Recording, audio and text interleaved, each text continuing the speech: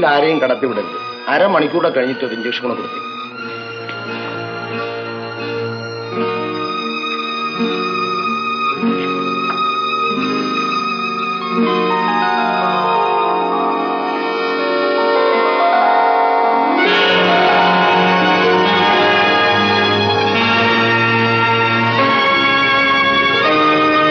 സരസ്വതി,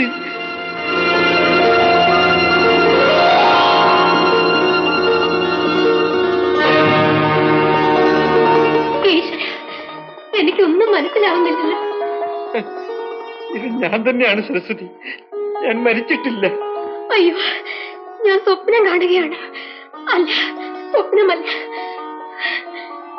അങ്ങ് ജീവിച്ചിരിക്കുന്നുണ്ടായിരുന്നു. ആദ്യം എന്റെ മകനെ കണ്ടു, ഇപ്പോൾ എന്റെ ഭാര്യയെ.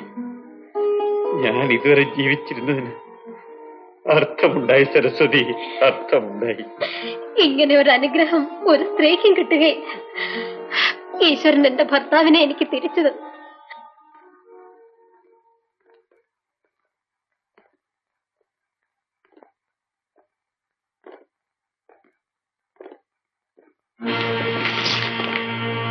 അമ്മേ, ആ സ്വാമിജിക്ക് എങ്ങനെ ഇരിക്കുന്നു? ഒന്നും പറയാറായിട്ടില്ല. സരസ്വതമ്മയാണല്ലേ?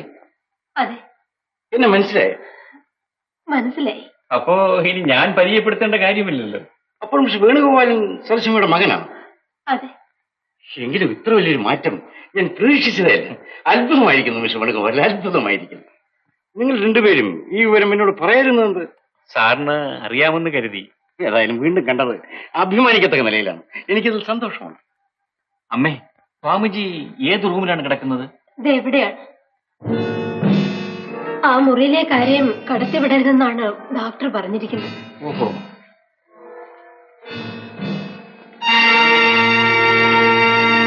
ഞങ്ങൾ വരട്ടെ അമ്മേ.